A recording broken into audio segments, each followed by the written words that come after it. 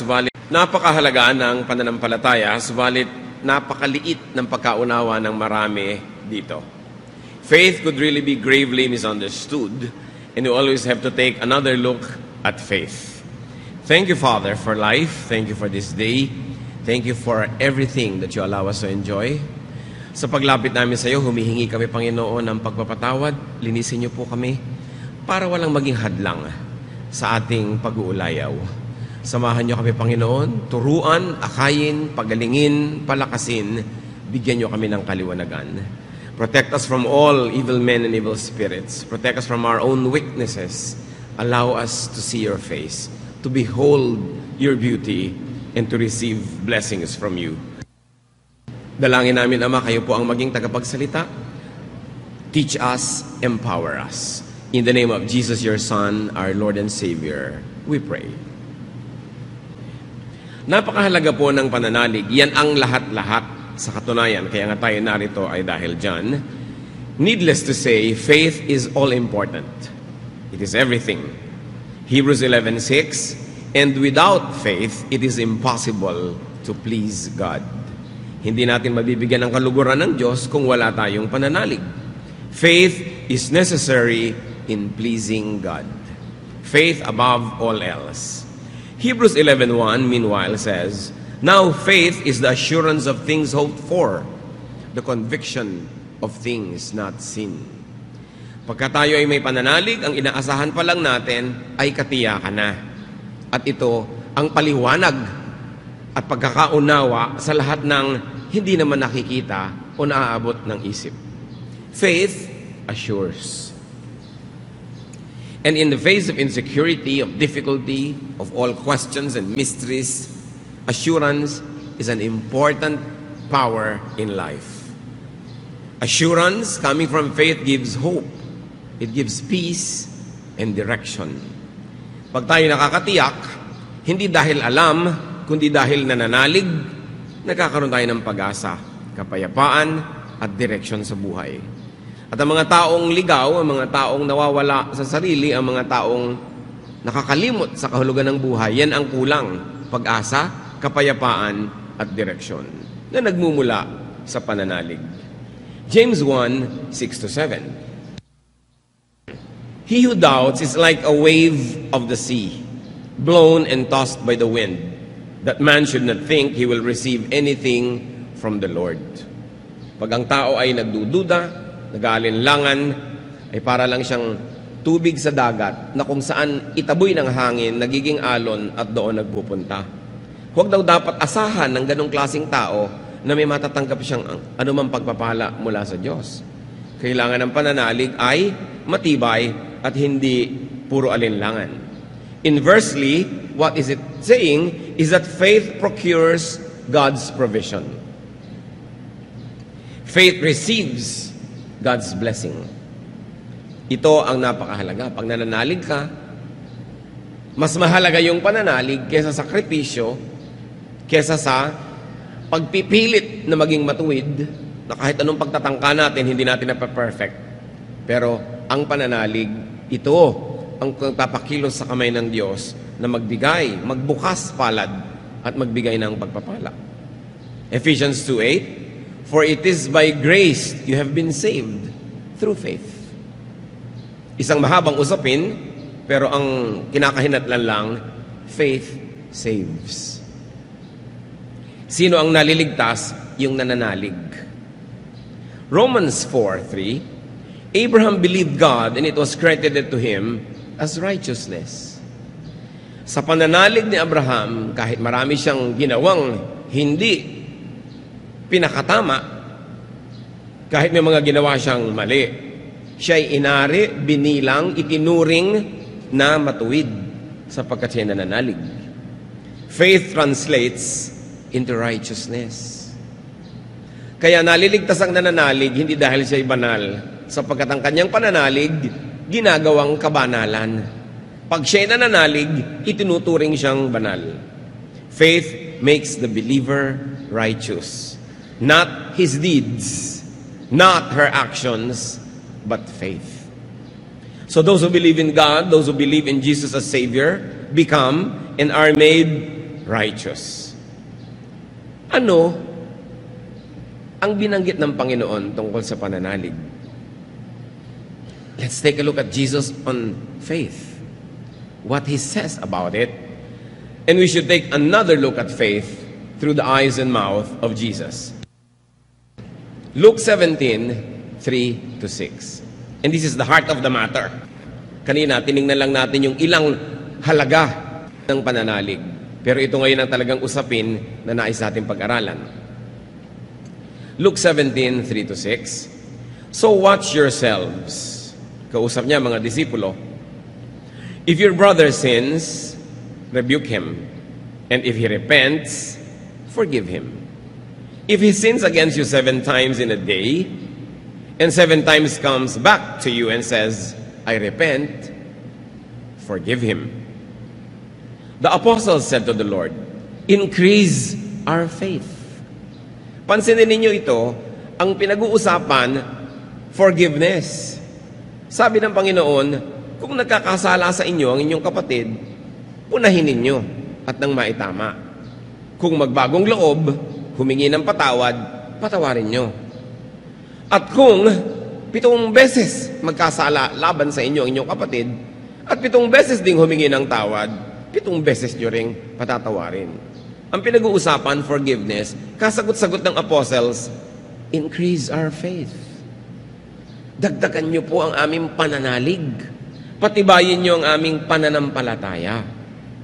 He replied, verse 6, if you have faith as small as a mustard seed, you can say to this mulberry tree, be uprooted and planted in the sea, and it will obey you. So pinag-uusapan, pagpapatawad, sabi ng mga disciples, dagdagan niyo pong pananalig namin. Sabi naman ni Lord, kung may pananalig kayo na kasinlait ng butil ng buto ng mustasa, na yun ay halos maliit pa sa ulo ng aspile, halos maliit pa doon sa sesame seed na nakakain nyo sa palitaw o sa Korean food. At yung mulberry tree, kasing laki ng pinakamatataas na akasya. 5 stories tall. Mataas pa sa monumento ni Rizal. Ganun yung mulberry tree. Sa culture ng Israel, isa na yun sa pinaka-sukdulang mataas na puno. No? Sabi, kung meron kayong pananalig na singliit ng buto ng mustasa, utusan nyo yung malaking-malaking akasya na yan, na bunutin ang sarili niya at ilipat niya at itanim sa pusod ng dagat. Kami ganun, susundin kayo. Very interestingly, faith is defined and operationalized by Jesus. Mahalaga ang pag-aaral na ito mga kapatid because from the mouth of Jesus, we will get insights about faith. At sa kwentong ito na naganap, binigyan niya ng kahulugan at binigyan niya ng gamit ang pananampalataya. So balikan natin yung context sa Luke 17:3-4. So watch yourselves, sabi niya, if your brother sins, rebuke him, and if he repents, forgive him. If he sins against you 7 times in a day, and 7 times comes back to you and says, I repent, forgive him. Faith here is applied by Jesus to forgiving. Therefore, faith forgives. Faith enables the believer to forgive, especially a repentant brother or sister. Said another way, may pananalig ka pala, pues magpatawad ka. Very interesting equation ni Jesus. May pananalig ka pala, pues kaya mong magpatawad. Paulit-ulit, walang katapusan. 7 being symbolic of perfection and completeness. So faith in what?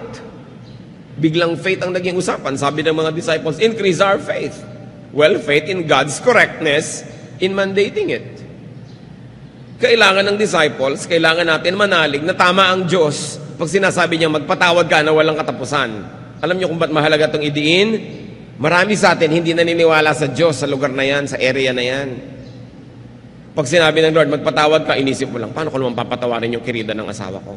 Imposible. Mali ang Diyos. Ganon. Di ka nananalig. Paano ko naman papatawarin yung pumatay sa asawa ko? Mali ang Diyos dyan. Diba? Paano ko papatawarin yung nang agaw ng boyfriend ko? Paano ko papatawarin yung sumunog ng kilay ko? Paano ko papatawarin yung ganito, yung ganyan? So, sabi ng mga disciples, increase our faith. Hindi kami nananalig ng ganap na tama yan. No? So, you have to have more faith in God's correctness, faith in the ministry of forgiveness. Because if God commands it, therefore it's a ministry. It's an area of godly service. Faith in the benefits of forgiving. You know why? Because people who have little faith, ang na-emphasize sa kanila is the disadvantage in forgiving. Sabi, di lalaki ulo, uulit-ulitin, aabuso, imposible. Ang lumalaki sa ating isip, yung kabaligtaran, hindi yung benepisyo, kundi yung naiisip natin na disadvantage, not the advantage in forgiving. So faith in one's God-given capacity to forgive. Sabi mo, hindi ko kaya yan. Hindi ko kaya yan. So pagsasabi ng mga apostles, increase our faith, para na nilang sinabing, konti lang ang pananalig namin na tama yung teaching na yan. Konti lang ang pananalig namin sa halaga ng ministry na yan at sa beneficyo niyan. At konti lang ang pananalig namin sa aming kakayanan na sundin yan. But faith, as defined by Jesus, forgives. Not only forgives, but forgives endlessly. Sa niya, pag 7 beses nagkasala, 7 beses humingi ng tawad, 7 beses niyong patawarin. Why? Why will you forgive your brother, your sister, your wife, your husband, your parents, your children, your friends? Why will you forgive 70 times 7? Because it is the only way to keep a relationship. Lahat ng relationship na nasira, nagkalimutan, nagtalikuran, kasi hindi nagpatawaran. Yun lang ang dahilan. At kung may relasyon man, mga kapatid, na nagpapatuloy, husband and wife, halimbawa, patuloy na nandyan si wife, hindi naman dahil perfect si husband, dahil nagpo-forgive si wife. O nandyan pa si husband, hindi dahil perfect si wife, because husband forgives. Sino yung naghiwalay? Yung hindi nagpatawaran. Kaya ang dinuturo ni Jesus, forgive. Never stop forgiving. Because when you stop forgiving, you cut the relationship.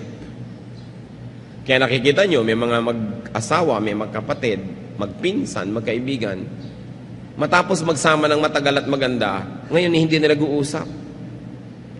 Pagka nagkakatagpo sa isang lugar, nananinig ka sa mga leeg pagtingin sa kabilang direksyon para lang huwag mapilitang bumate. Pinutol, sinayang, tinapon yung relasyon. Ang dahilan, hindi nagpatawad. Totoo, mahirap magpatawad. Pero ang daming sayang pag hindi ka nagpatawad. Sayang yung nakaraan at sayang yung darating pa na pwedeng mas gumanda pa. The Lord was saying that those who believe will forgive. And those who believe will be free. Free from grudges, free from anger, free from hatred. Sino ang taong hindi galit? Yung nagpatawad na. Sino ang taong galit pa? Yung hindi pa nagpapatawad. Ang laki-laki ng lugi mo pag daladala mo yung galit sa puso mo. Kaya para rin sa ikabubuti mo yun, na tinuturoan ka ng Diyos na magpatawad, hindi para ka ipaapi, ipakawawa, kundi para ka sumaya. Sapagkat lahat ng tao sa paligid mo magkakamali, sinasadya man o hindi. Kung hindi ka nagpapatawad, di ipon na ipon sa puso mo yung galit, yung inis. Maalala mo lang yung initial ng asawa mo, tumataas ang presyon mo. Sinong kawawa? Di ikaw. Those who forgive will be peaceful and therefore will be happy. They will stop struggling with things that cannot be changed or are not changed yet. Nagiging mapayapa sila. And only those who forgive are able to keep important relations and relationships. That's why Satan wants you proud. That's why Satan wants you sensitive. So you won't forgive para mag-isa ka sa buhay. Para lumayo ka at makipagputulan ka ng relasyon sa mga taong mahalaga. Yung mapagpatawad, walang itinatakwil, therefore walang itinatapon. Habang tumatagal ang panahon, dumadami yung minamahal niya at nagmamahal sa kanya. Hindi baligtad na dati nang nakikipagmahalan sa kanya, nawala pa. Sayang yung investment. Now, very interestingly, the disciples perceived faith or lack of faith, and lack of faith is perceived and defined by the apostles. Kung dinefine ni Lord yung faith, in-equate sa forgiveness, but let me be emphatic, hindi lang sa forgiveness yung faith. In this particular instance, in-equate ni Lord sa forgiveness. Maaaring meron silang issue of forgiveness nung panahon na yon. Siguro, nag-aaway-awayan sila, nagbabangayan. Kaya yun ang naging application ng faith. Bagamat marami pang ibang application yon. Yung kabaligtaran ng faith, lack of faith, was perceived and defined by the apostles. Sabi nila sa Luke 17:5, the apostles said to the Lord, increase our faith. They were saying, well, Lord, sabi mo, never stop forgiving. As we are right now, we cannot forgive that way. Therefore, we don't believe enough. Therefore, sabi niya, increase our faith. Yun ang relasyon ng mga sentences na forgive at saka increase our faith. So our lack of capacity to forgive means we lack faith. So increase our faith so we can forgive. The apostles acknowledged that they found it difficult, if not impossible, to always be able to forgive endlessly. Well, perhaps they could forgive once in a while. They can forgive up to a point, but never all the time. So, sa kanila, yun ay little faith. At pakinabangan natin yung definition nila, ha? If we cannot forgive all the time, if we cannot forgive completely, that's little faith. Kahit naniniwala ka pa sa mga immersion at mga second coming at kung ano-ano pa, kung hindi mo mapatawad yung taong nandyan, little faith yun. Yun ang tingin ng mga apostles. Ang kanilang solusyon, increase our faith. Because when the faith is increased, they'll be able to forgive. Now, there is a very popular notion about faith. That faith must be big. That faith must be perfect. Faith must be great. That's why we all feel miserable. Kasi kung aaminin nating lahat, napakadalas, kakatiting yung faith natin. Kulang. Kaya nga kumisan hindi ka naniniwalang pagagalingin ka ng Diyos sa panalangin. Nagpapadalangin ka pa sa iba. Dahil baka siya na naniniwala ay pakinggan at ikaw na hindi naniniwala ay hindi pakinggan. Pero yung nagpapapanalangin ka lang, di ibig sabihin, naniniwala ka na, may little faith ka na nun. Ano ngayon? Ang sinasabi ng Panginoon, tungkol sa little faith na yon na tinutukoy ng mga apostles. This is very important. Pay attention. Because the popular notion about lack of faith was debunked, challenged by Jesus. Sabi niya, anong increase our faith? Increase our faith. Meron kayong faith? Opo, kaya nga increase. Tama na yun. Sapat na yun. Small faith. Luke 17:6. He replied, if you have faith as small as a mustard seed, you can say to this mulberry tree, be uprooted and planted in the sea, and it will obey you. Alin ba ang mas mahirap gawin? Magpatawad? Uutusan mo yung malaking puno na yan, buhatin ang sarili niya, maglakad, pumunta sa dagat, itanim ang sarili niya, hindi sa ibabaw ng tubig, sa ilalim ng tubig, sa pusod ng dagat. Ano ba ang size ng buto ng mustasa? Nakakita na siguro kayo, lalo yung kumakain ng mustasa. Ang liit. Kung ikukumpara sa basketball, isang basketball, by virtue of weight, 325,000 na buto ng mustasa. Sa volume, sa laki, isang basketball, 1.9 or almost 2 million seeds, no, ng mustasa. So, anong sinasabi ng Panginoon? Small faith is okay. It will already accomplish much. Sa kakatiting mong faith, na kasing laki lang ng buto ng mustasa, mauutusan mo na yung puno na lumipat. So, even if your faith is small, you may begin. You may act on it and promise you will accomplish much. You know why many people are not able to accomplish much? Because they have little faith. And they think little faith is not enough. Yun ang mito na kailangang makalaya tayo ngayon. May kapraso ka lang, sabi ni Jesus, pwede na. Because small faith, as small as a mustard seed, is greater than a huge tree, 5 stories high. The big tree will not only be uprooted, it would even be planted in the seabed. To be repetitious, small faith accomplishes much. May small faith ka, kapatid? Siyempre. Yun lang nga nandiyan ka, faith na yan eh. Marami ka nang pwedeng gawin. Huwag ka na mag-antay ng malaking faith. The myth is, we need great faith to accomplish much. Eh, sa totoo lang, sino naman ang laging meron nun? Yung great faith. Isa siyang mito. Isa siyang haka-haka. Bihirang tao ang may great faith. At hindi mo siya kailangang hanapin para asahan na siya ang manalangin para sa iyo. Yung small faith mo, nakakapag-utos na sa puno. This myth that small faith will not accomplish anything paralyzes and prevents us from exercising whatever faith we have. Parang ang konti naman ng pera ko, baliwala na yan. Hindi na makakabawas, hindi na makakadagdag. Nakita niyo yung babaeng balo? Pinanood ni Jesus at ng kanyang mga disciples yung naglalagay ng offering sa temple, yung babaeng pagkahirap-hirap, yung pagkaliit-liit, pagkanipis-tipis na parang pinipig niyang pera, walang kabigat-bigat, hinulog niya.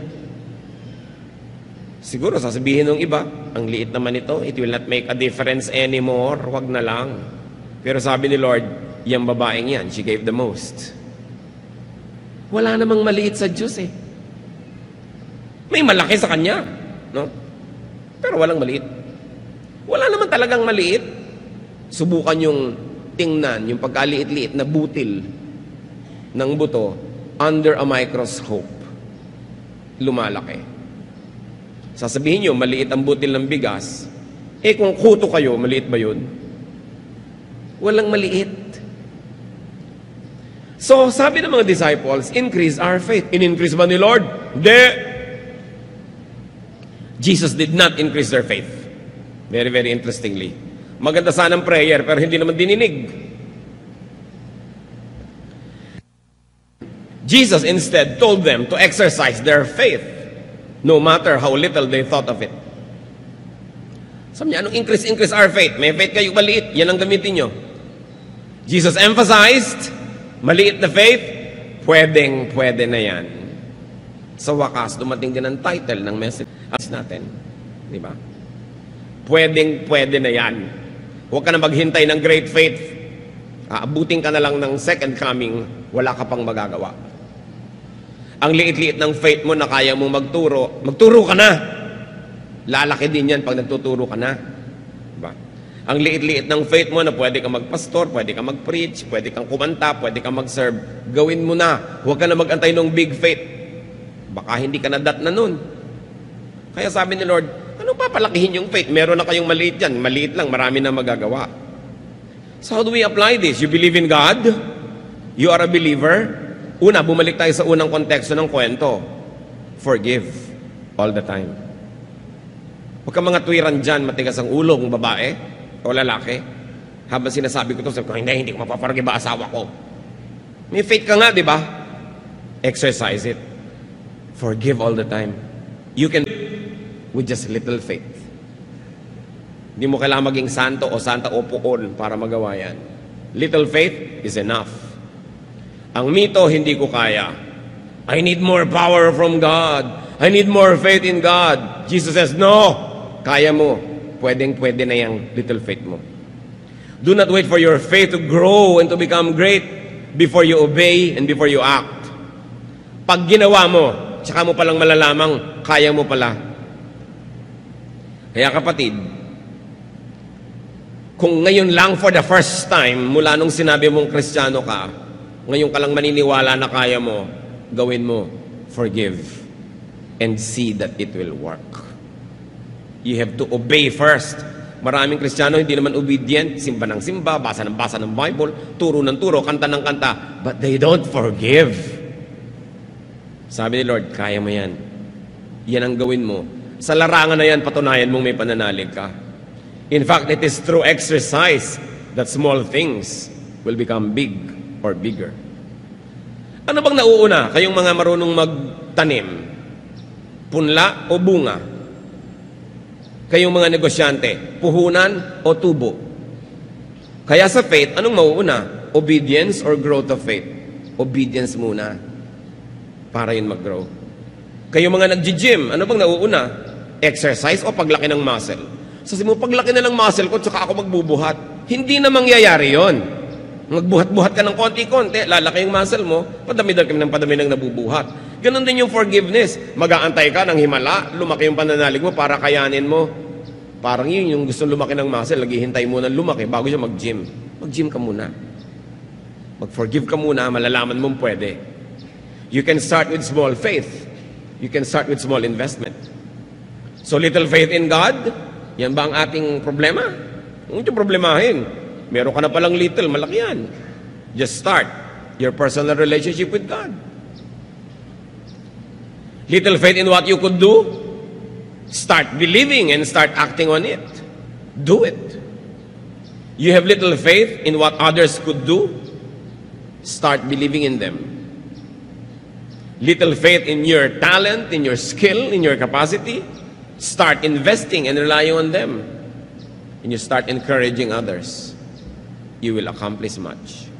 Because little becomes much when you place it in God's hands. Doon palang dumadami yan pag nailagay na sa kamay ng Diyos. Walang maliit pag malapit. But for those who insist na gusto pa nila mag-increase yung faith nila, pwede naman. How to increase faith? Yan ang laging tanong ng mga tao. How do we increase faith? Pray. That's how you increase faith.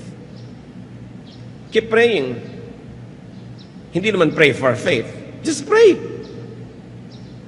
Magpasalamat ka, humingi ka, humiling ka, purihin mo ang Diyos. Just pray.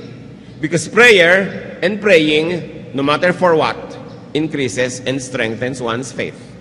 Because the very act of prayer is an exercise. Prayer is the exercise of the Spirit. Pag nagpe-pray ka, kahit ano yun, humihiling, nagpapasalamat, nagpupuri, na-exercise ang spirit mo. Just keep praying. And then, believe.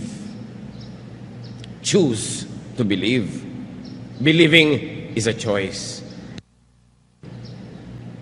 Pipili ka na rin lang, maniniwala at hindi maniniwala, eh doon ka na sa maniwala. Kasi yung naniniwala, may nagagawa. Yung hindi naniniwala, nagdududa lang, wala naman nagagawa. You want to increase your faith? Be with believers. Be with stronger, more mature believers. Sa bagay, mas madalas, mas may mapapala ka kasama mo, bagong mananampalataya, new believer, mas naglalagablab yun. Alam nyo kung bakit dapat gusto nyo mag-increase sa inyong faith and be with believers? Kasi nakakahawa yan eh. Pag ang lagi nyong kasama, hindi mananampalataya, mahahawa kayo. Pag ang lagi nyong kasama nananalig, mahahawa ka rin. Hebrews 10:24-25. Let us consider how we may spur one another. Let us not give up meeting together, as some are in the habit of doing, but let us encourage one another. Pag nagsasagod, kasama, nakikita-kita, kakapagpataas ang pananalig. Kabaligtaran nito, sabi sa 1 Corinthians 5:33, bad company corrupts good character. And what company could be worse than the company that takes your faith away from you and replaces it with nothing but doubt? Kung kayo ay nais na lumago ang pananalig at huwag kayong magulo, huwag kayong maligalig, huwag kayong makalog, choose what you see. Choose what you hear. Choose what you know. Choose what you do. Yung aral ng aral ko minsan, nagugulo lang lalo. Sa dinami-rami ng kung ano-anong pinagbababasa, nalilito lang. Meron na kayong pananalig, matibay na, huwag nyo nang guluhin ang sarili nyo, doon na kayo. Ecclesiastes 12:12, of making many there is no end, and much study wearies the body. Huwag nyo naman gawing excuse ito, mga batuga mag-aral, ano? Ang sinasabi lang, huwag ka nang mag-aral, magbabasa nung gumugulo lang sa pananalig mo. Kasi pag nagulo ka, at bigla ka nagkasakit, hindi ka ngayon makapanalangin, kasi naguguluhan ka eh. Pag gabi, at may mga tumatawag sa iyong boses, hindi wala kang matawagan sa panalangin kasi naguguluhan ka. Pagka nalilito ka, iniwan ka ng mahal mo sa buhay, nag-iisa ka sa buhay, nasunugan, nawala ng negosyo, tapos wala kang pananalig, anong mapapala mo doon sa mga nanggulo sa iyo ng mga philosophers? Anong mapapala mo doon sa mga nanggulo sa iyo ng mga godless ideologies? May masasandalan ka ba doon? May masisilungan ka ba doon? Ang pananalig ang pinakamatibay na sandigan sa buhay. Pananalig ang nagbibigay sa atin ng kakayahang kayanin ang hindi kaya. Tanggapin ang hindi katanggap-tanggap at mabuhay kahit ang hirap ng buhay. Pag inalis sa iyo ang pananalig, ano ngayon ang laban mo sa hirap ng buhay? Ano ang pangsangga mo? Anong aasahan mo? Mapapaasa ka ba nung naniniwala sa wala?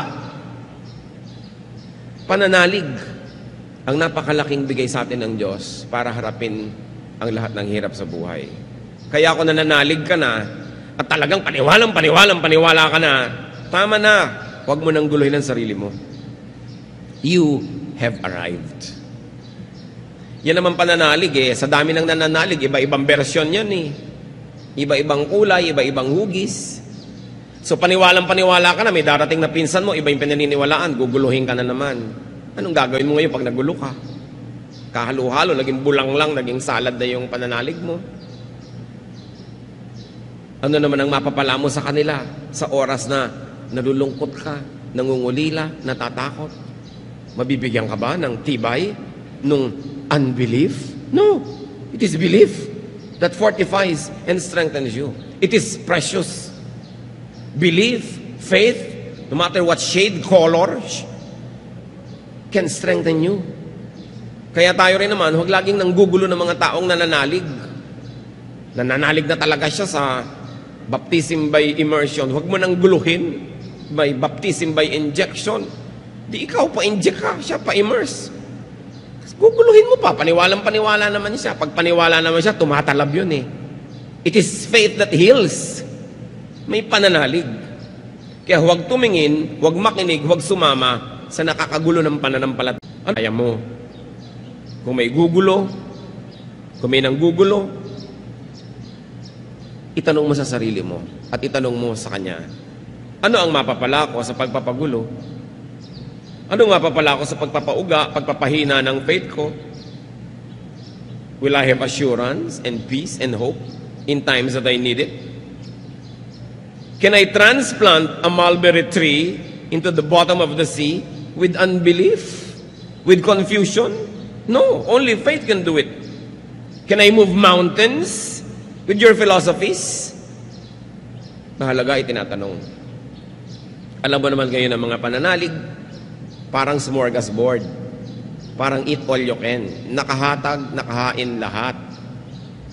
Kailangan din naman, para hindi ka ma-empatyo, pinipili mo yung kinakain mo. Ang ibig sabihin mga kapatid ng buffet, kainin mo yung pinakagusto mo. Hindi ibig sabihin lulunin mo lahat. Yung iba pag nagbo-buffet, talagang susunod, pupunta sa ospital. Kailangan na nila ng operasyon dahil kinain lahat dahil buffet. Hindi yun ang kahulugan ng buffet. Hindi talaga dapat yan, eat all you can. Come on lang yan ang marketing. No? Dapat, eat what you want. Or eat what you need.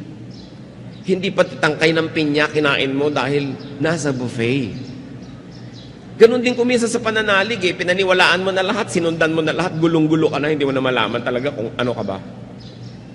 Ang pinag-uusapan natin, balikan natin, is how to increase faith. Well, if you want, pray for more faith. Hindi naman masama yun eh. Hindi masama yung hilingi ng mga apostles, increase our faith. Pero hindi naman talaga yun ang binigay sa kanila. Sabi, huwag na kayong padagdag, meron na eh. Mark 9:24, immediately the boy's father exclaimed, I do believe, help me overcome my unbelief. Nakita nyo yung dissonance, yung pagkalito, yung pagdadalawang loob. Naniniwala po ako, tulungan nyo po akong gapiin ang kakulangan ko sa paniniwala. You know why? Because the guy had faith, but it was little faith, and he thought little faith was not enough. In other words, what he was saying was, I do have little faith, help me overcome it, make it increase. Kaya sinasabi ni Lord na, you of little faith, nire-rebuke niya yung mga little faith. Hindi talaga rebuke of little faith, kundi have big faith in your little faith because your little faith is enough. Sobrang yung minamaliit ang faith nyo eh. Kaya walang nangyayari. Yung iba naman, puro knowledge, knowledge, knowledge. Pag nagiging scientific, ayaw nang maniwala. Yung science naman, ine-explain lang in detail kung ano yung mystery sa faith. Paliwanag lang, pero hindi ibig sabihin, hindi totoo na nandun ng Diyos sa likod ng mga yon.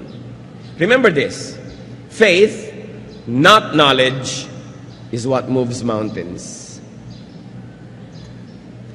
You want to move mountains?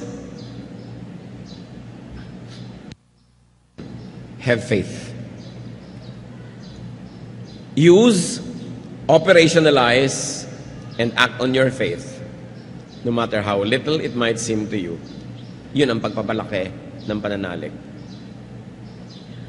Knowledge can do natural things.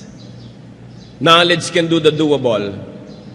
But naive knowledge, little knowledge, could challenge and shake the faith.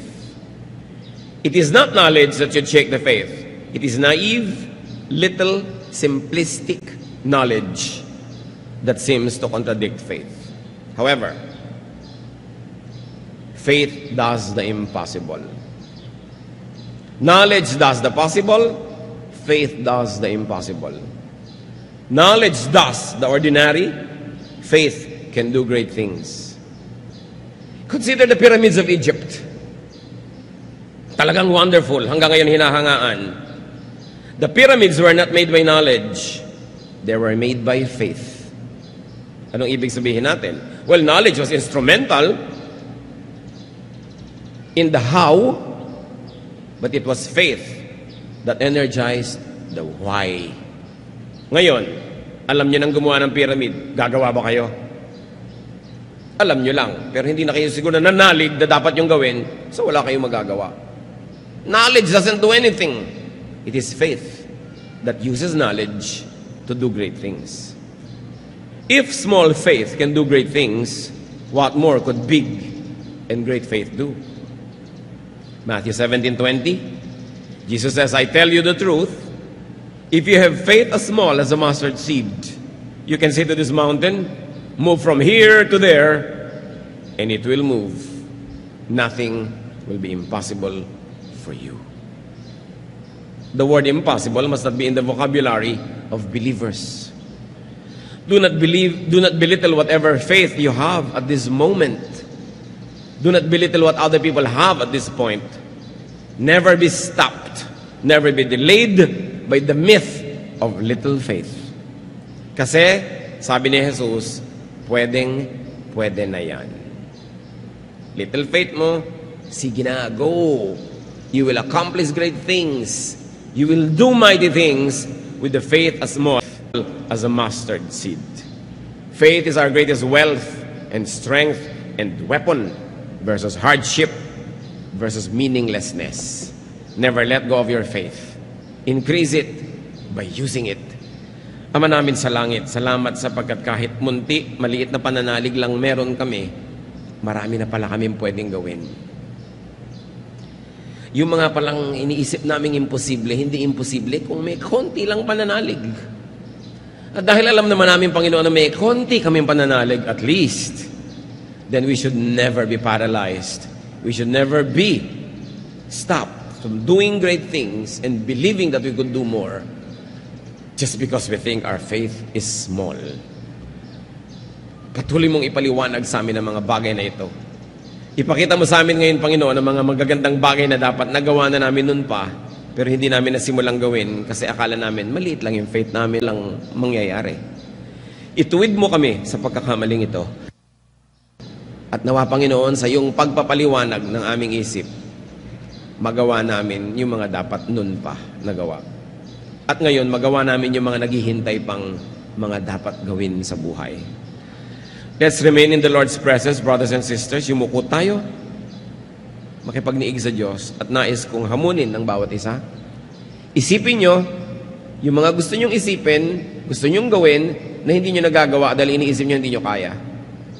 Especially in matters of faith. Mga pagtawag sa inyo ng Diyos, mga ipinapagawa, mga misyon, mga pagtalo sa ating mga kahinaan, iniisip natin hindi natin kaya. Pero sabi ni Lord, may faith kang pagkaliit-liit, kaya mo na yan. Kayang-kaya mo na. Never accept the spirit of defeat. With little faith, you can accomplish great things.